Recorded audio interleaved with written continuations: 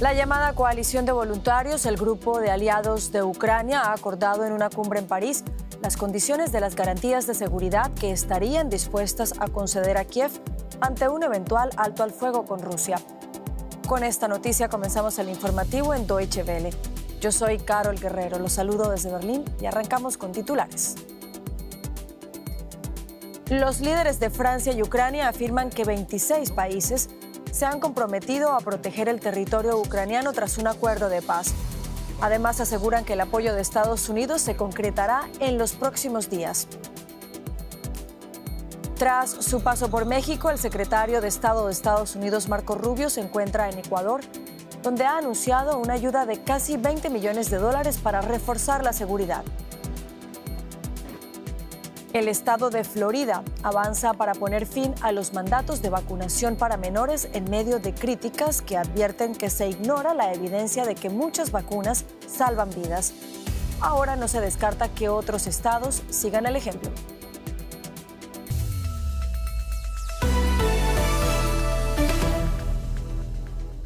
París ha acogido hoy la reunión de la llamada Coalición de Voluntarios, en la que los 35 países miembros han concretado sus compromisos con las garantías de seguridad para Ucrania en caso de lograrse un alto al fuego con Rusia.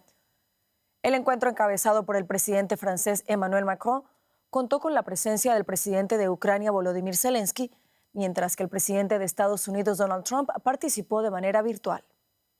Otra reunión en París para Volodymyr Zelensky, pero esta vez con un tema ligeramente diferente en la agenda de sus conversaciones con los aliados occidentales. ¿Qué pasará cuando termine la guerra de Rusia? Ucrania exige garantías de seguridad.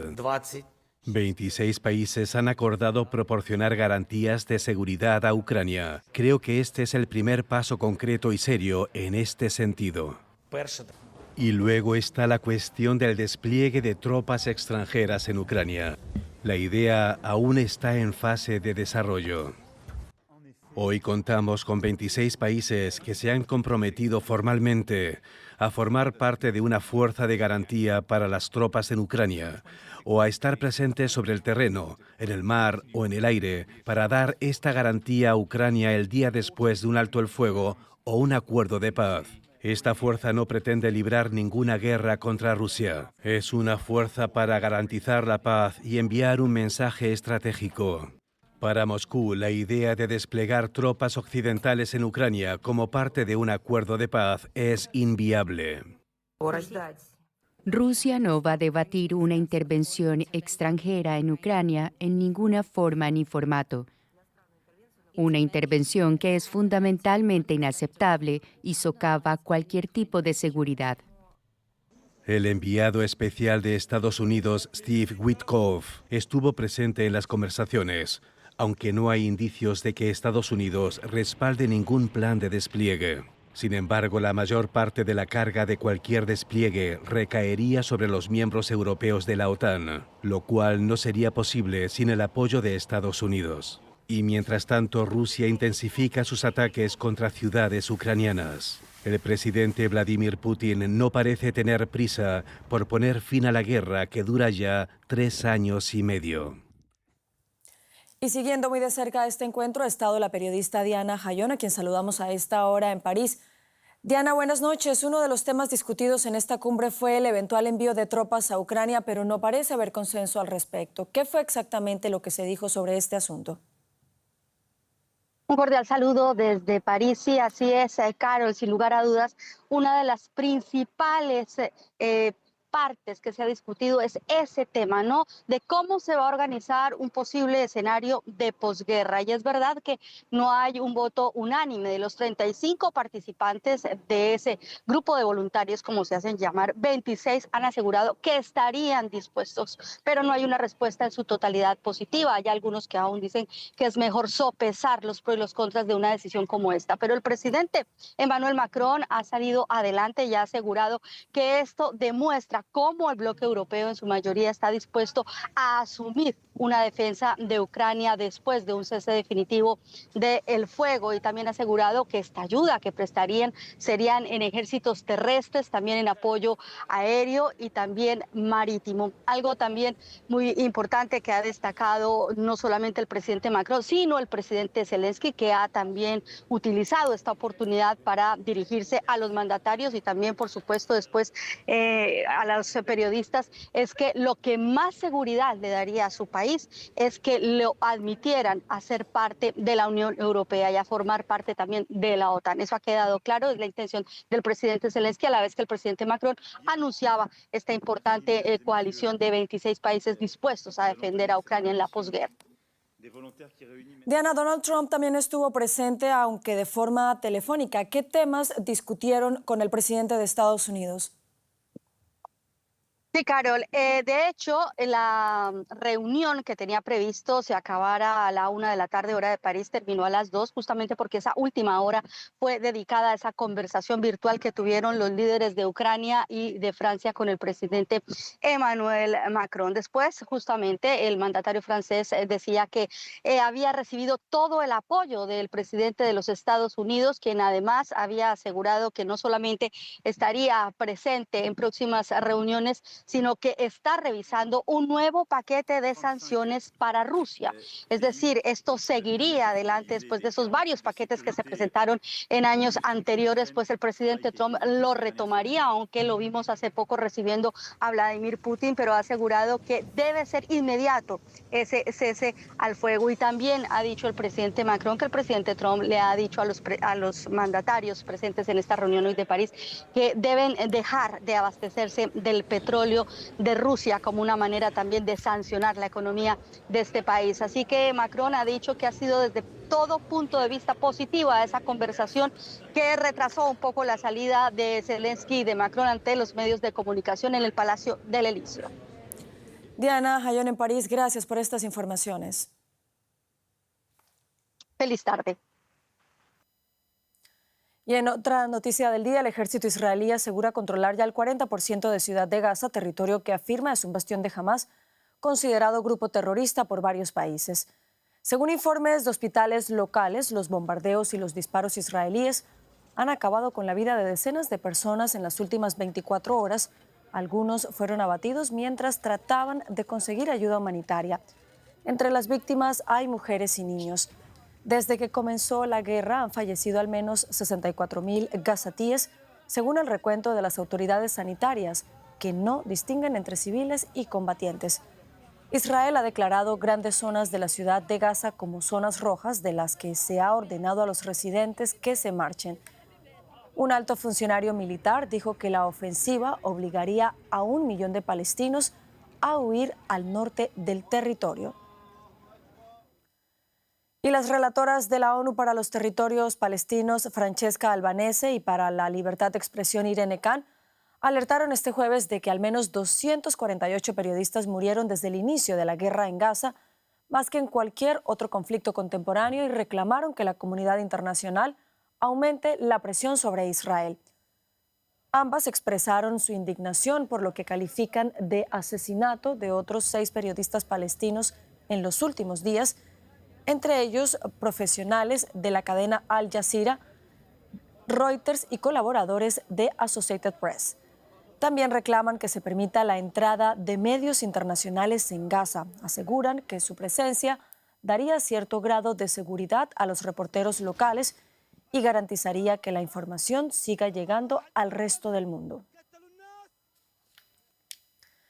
Y un nuevo terremoto de magnitud 5,6 sacudió hoy jueves el este de Afganistán. El epicentro se registró en Kunar, precisamente la provincia que se vio más afectada por el devastador sismo del domingo pasado.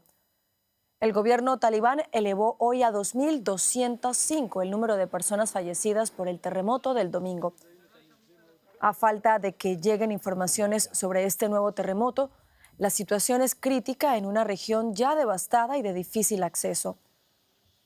Las labores de rescate continúan, pero disminuyen las esperanzas de encontrar sobrevivientes. Autoridades locales, ONGs y agencias internacionales centran sus esfuerzos en llevar ayuda humanitaria a Kunar y también a las regiones afectadas. Pero el mal estado de las carreteras y el aislamiento político desde la entrada al poder del gobierno talibán complican la llegada de auxilio. Y el secretario de Estado de Estados Unidos, Marco Rubio, llegó a Ecuador, donde su objetivo es reforzar la cooperación en temas de seguridad, migración y narcotráfico. En una conferencia de prensa, Rubio anunció una ayuda de casi $20 millones a Ecuador para reforzar la seguridad y dijo que su país calificó como terroristas a las bandas criminales ecuatorianas, los Lobos y los Choneros. De otra parte, el secretario de Estado señaló que Washington está considerando reactivar una base militar en territorio ecuatoriano en caso de aprobarse un referéndum previsto para diciembre próximo. Por Ecuador transita un 70% de la producción mundial de cocaína y la mitad tiene como destino Estados Unidos. Escuchemos ahora los detalles del anuncio hecho por el secretario de Estado estadounidense Marco Rubio durante su visita a Ecuador. Hoy puedo anunciar que vamos a proporcionar $13,5 millones para ayudar a Ecuador a mejorar la seguridad de sus ciudadanos y combatir las drogas y la delincuencia. Otros $6 millones en vehículos aéreos no tripulados, lo que les permitirá conocer el terreno y la oportunidad de realizar un seguimiento real. Todo esto es muy importante y vamos a hacer más. Hay más por venir, pero este es un paso importante que queríamos dar hoy y me enorgullece anunciarlo. Hoy hemos designado como organizaciones terroristas a dos grupos que operan aquí en territorio ecuatoriano. Unos son los Lobos y el otro los Choneros. Los hemos designado como organizaciones terroristas extranjeras, lo que abre todo tipo de posibilidades para que Estados Unidos colabore con el gobierno de Ecuador en el futuro con el fin de erradicar estos grupos. Y la Fiscalía de Ecuador acusó este jueves de asesinato a 2 antiguos funcionarios del expresidente Rafael Correa, actualmente fuera del país. Los señala como presuntos autores intelectuales del magnicidio del candidato presidencial Fernando Villavicencio en el año 2023. Villavicencio, uno de los postulantes más populares, fue asesinado a tiros por un sicario colombiano al salir de un mitin en Quito una semana antes de las elecciones generales de ese año. Además de un reconocido empresario, entre los acusados que esperan a ser juzgados figuran el ex legislador Ronnie Aleaga y el exministro José Serrano. Y en Argentina, el Parlamento revirtió este jueves por primera vez un veto del presidente Javier Milei. De esta forma, queda en firme una ley que declara la emergencia en materia de discapacidad y obliga al Estado a aumentar los fondos a personas con esta condición y a fortalecer la asistencia en ese sector por primera vez en más de 2 décadas. El revés político ocurre en el peor momento del gobierno debido a un escándalo de supuestos sobornos en la Agencia Nacional de Discapacidad que salpican a la hermana del presidente, Karina Milei. Unos señalamientos que, según el mandatario, son mentiras y asegura que lo probará ante la justicia. Todo esto ocurre a pocos días de las elecciones en la provincia de Buenos Aires el próximo domingo y a solo semanas de las legislativas de octubre. Este miércoles el cierre de campaña de Javier Milei en la capital terminó eclipsado por disturbios en el barrio de Moreno, donde militantes libertarios y opositores se enfrentaron a golpes y pedradas. Y ya nos acompaña Paco Furió, lo que quiere decir que llega la hora de la información económica. Bueno, Paco, arrancamos en Estados Unidos. Así es, Carol, aumenta la presión a la Reserva Federal y es que el Departamento de Justicia de Estados Unidos abrió una investigación penal contra la gobernadora de la Fed, Lisa Cook, para determinar si presentó información fraudulenta en solicitudes de hipoteca, según adelantaron este jueves varios medios estadounidenses. La investigación se ha abierto por 2 denuncias presentadas por Bill Pult, el director de la Agencia Federal de Financiación de la Vivienda designado por el presidente Trump, quien ha acusado a Cook de incurrir en fraude hipotecario. Trump lleva semanas hostigando a Cook y quiere destituirla del cargo. En agosto anunció su despido por ese supuesto fraude inmobiliario, lo que ha sido contestado por la economista con una demanda en los tribunales, alegando que el presidente no puede echarla porque no tiene causa para ello. El caso contra Lisa Cook escala, como hemos visto, Ana Nieto. ¿Añade esto presión a la Reserva Federal y en particular a Cook para que acate la orden de cese? Es un paso más, sin duda, para arrinconar a la gobernadora de la Reserva Federal y endurecer la presión para que deje vacante su puesto y poder colocar a una persona cercana y leal al presidente. Trump ha dicho que pronto va a tener la mayoría en la Reserva Federal, una agencia a la que no hace más que presionar para que rebaje las tasas de interés. Hay que recordar que la Reserva Federal es una agencia independiente y esa independencia es clave, es crucial para su credibilidad.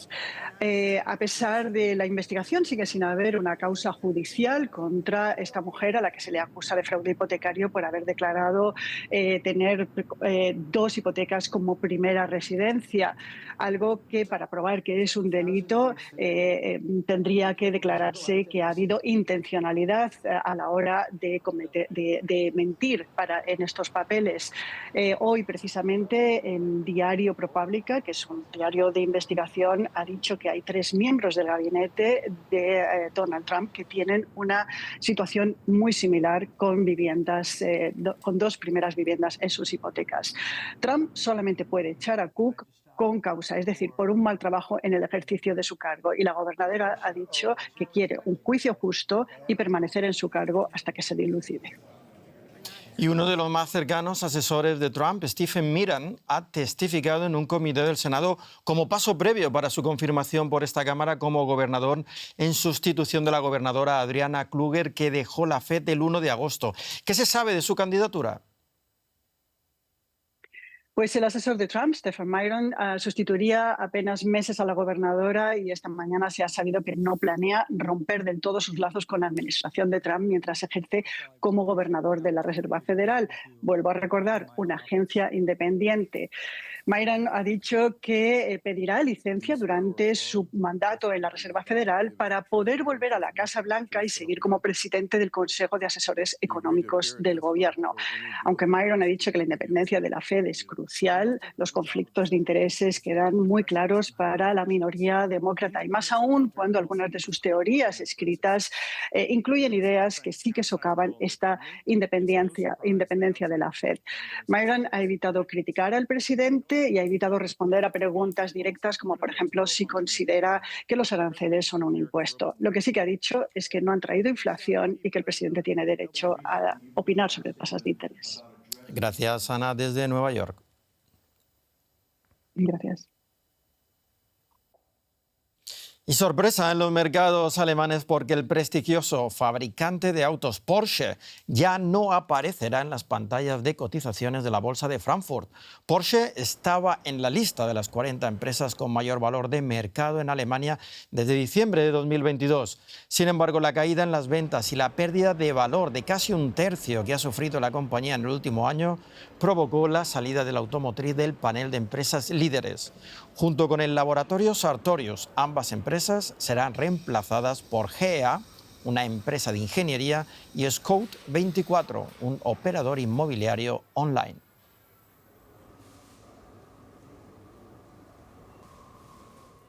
Pues ampliamos esta noticia ahora con Ezequiel Daray en la bolsa de Frankfurt. Ezequiel, saludos. ¿Cómo tomó esta noticia el mercado y qué tan grave es la situación de Porsche? Bueno, la situación de Porsche, Paco, es grave. Creo que al mercado no lo sorprendió. Hacía muy poco que había entrado, como decías, y en el año 2023 la acción valía 120 euros por unidad, por papel. Hoy está en 45 y gran parte de ese desplome se dio en el último año. ¿Por qué? Porque se ha caído rotundamente la rentabilidad y la empresa necesita hacer ajuste de costos. ¿Por qué se cayó la rentabilidad? Porque los 2 grandes mercados, en China las ventas no despegan y la estrategia del auto eléctrico ya choca contra los mejores autos eléctricos del mundo, que son evidentemente los chinos. Y en los Estados Unidos están sufriendo la guerra arancelaria. Porsche, que no fabrica en Estados Unidos, está pagando en este momento un 27,5% de arancel, podrá llegar a pagar el 15%, pero bueno, allí tampoco funciona la estrategia del auto eléctrico porque los autos eléctricos en Estados Unidos no son populares, con lo cual la empresa se encamina a una gran reestructuración. Pero esto que está pasando en el DAX no es algo propio de Porsche, le está pasando a todas las automotrices. Hace 10 años las automotrices tenían gran peso en el índice DAX. Hoy el peso lo tienen las tecnológicas como Siemens o como SAP. Y hoy me decía un operador de bolsa al respecto, tenemos que ser conscientes que hoy el consumidor ya no valora tanto los autos, ni los alemanes ni ningún tipo de auto, y valora otras cosas mucho más, como por ejemplo las tecnológicas. Y hoy conocimos otro dato referido a la industria automotriz en Alemania y es un nuevo récord de ventas de autos eléctricos en agosto. ¿Está empezando a ganar terreno el auto eléctrico aquí en Alemania? Bueno, Paco, se podría decir que sí, porque ya son varios meses de incremento. En agosto, 39.400 unidades sobre las 207.000 que se patentaron en total. Representa un 19% del share y es un 46% de aumento comparado con el año anterior. ¿Quiénes fueron los ganadores de esta crecida de los autos eléctricos? Las marcas chinas, a pesar de que pagan hasta un 38% de arancel de importación que les impone la Unión Europea. ¿Quién ha sido uno de los grandes perdedores o el gran perdedor?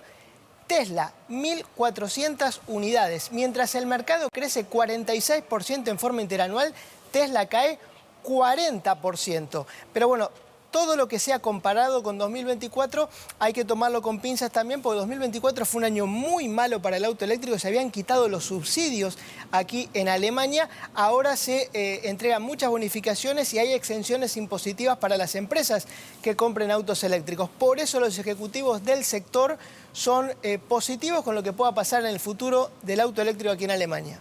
Gracias, Ezequiel, desde la Bolsa de Frankfurt.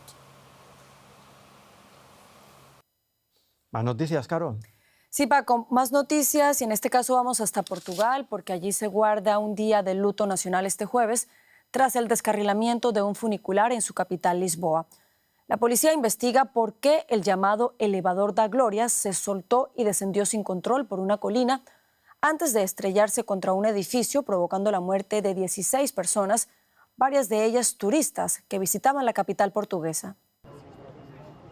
Estas personas honran a las víctimas en el lugar del accidente, donde el histórico funicular de Gloria de Lisboa, en Portugal, se descarriló y se estrelló contra un edificio, causando la muerte de al menos 16 pasajeros.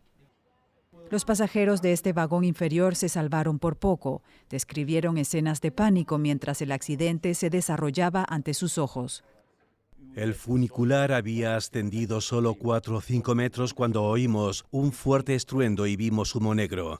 Pude escuchar a la gente gritando en el otro vagón que había chocado contra la pared. Caris, la empresa que opera el funicular, afirma que el mantenimiento del tranvía de 140 años de antigüedad estaba al día. Todos los funiculares de Lisboa han sido cerrados para su inspección. Es con profunda tristeza que me dirijo a ustedes en este difícil momento. Ayer Portugal se vio afectado por un terrible accidente que provocó el descarrilamiento del funicular de Gloria en el corazón de Lisboa. Es una de las mayores tragedias humanas de nuestra historia reciente. Las autoridades están tratando el descarrilamiento como un accidente y han iniciado las investigaciones para determinar la causa. En Estados Unidos, Florida asegura que será el primer estado en poner fin a todas las obligaciones de vacunación, incluidas las de los menores de edad. El gobernador Ron DeSantis asegura que la decisión es parte de una iniciativa más amplia en favor de lo que él denomina libertad médica. Ha ordenado a los funcionarios estatales elaborar una legislación que revoque los requisitos de vacunación vigentes desde hace un largo tiempo. Expertos en salud pública advierten que esta medida provocaría brotes peligrosos de sarampión, poliomielitis y otras enfermedades prevenibles. Las tasas de vacunación entre los niños que asisten al jardín infantil en Estados Unidos siguen disminuyendo y los casos de sarampión en todo el país alcanzan su nivel más alto en décadas. Joseph Ladapo, responsable de salud del estado de Florida, por su parte, comparó los mandatos de vacunarse con la esclavitud. Con más informaciones sobre este anuncio hecho en Florida se encuentra nuestro corresponsal en Washington, Benjamín Álvarez, a quien saludamos a esta hora. Benjamín, buenas tardes. ¿Qué reacciones ha habido a esta decisión que se ha anunciado en Florida? varias reacciones, Carol, a esta decisión que escuchábamos ahí recién del encargado de salud en el estado de Florida, que comparó estos requerimientos con la esclavitud sin tener claridad a qué se refiere o qué quería decir. Uno de los que fuertemente criticaron esta decisión, el departamento de Florida de la Academia Estadounidense de Pediatría, dijeron que es una decisión que aumenta riesgos no solo para los niños y las niñas, sino también para el personal que trabaja con ellos, profesores, todos los que trabajan en los colegios. Ellos dicen, cuando todos en una escuela están vacunados, es más difícil que las enfermedades se propaguen y es más fácil que todos sigan aprendiendo y divirtiéndose. Varios políticos también que criticaron esta posición, esta nuevo plan que anunció el estado de Florida. La candidata demócrata alcalde de Orlando dijo que eliminar este requerimiento es imprudente, peligroso, también podría causar brotes de nuevas enfermedades prevenibles en este caso, y calificó la decisión como un desastre de salud pública en ciencias para el estado de Florida. Entonces son varios que están criticando, emitiendo comunicados también diciendo de que esto socavaría décadas de progreso en salud pública, instando también al estado de Florida a reconsiderar este cambio. Benjamín, ¿pero puede esto sentar un precedente para los demás estados del país? Puede ser el caso, especialmente si vemos que el ministro de Salud, que compadeció ante el Senado de Estados Unidos hace algunas horas, nuevamente compartió teorías no comprobadas sobre la vacunación, y es por ello que muchos organismos internacionales y organismos también nacionales de salud nuevamente van a recalcar y dicen también lo que hemos escuchado de la Organización Mundial de la Salud, que el año pasado afirmó que las vacunas han salvado al menos 154 millones de vidas en todo el mundo en los últimos 50 años. Vamos a seguir pendiente a ver cuáles son más reacciones a esta decisión de Florida y si hay otros gobernadores, otros estados que también buscan medidas similares a futuro. Benjamín Álvarez en Washington, gracias por estas informaciones. Giorgio Armani, diseñador italiano y figura indiscutible del mundo de la moda, falleció este jueves a los 91 años de edad en Milán, poniendo fin así a una era en el diseño. Conocido por su estilo italiano contemporáneo y su elegancia atemporal, el diseñador puso a la mujer y su libertad en el centro de su trabajo. Armani convirtió su marca en una potencia mundial con unos ingresos anuales de 2.300 millones de euros en 2024. Era el único accionista de su empresa en la que trabajó hasta poco antes de morir. Armani falleció rodeado de sus seres queridos y será enterrado en un funeral privado el próximo 7 de septiembre, según reveló el grupo Armani. Y con esto llegamos al final del informativo. Continúen conectados a Deutsche Welle. Los espero en menos de una hora con más noticias.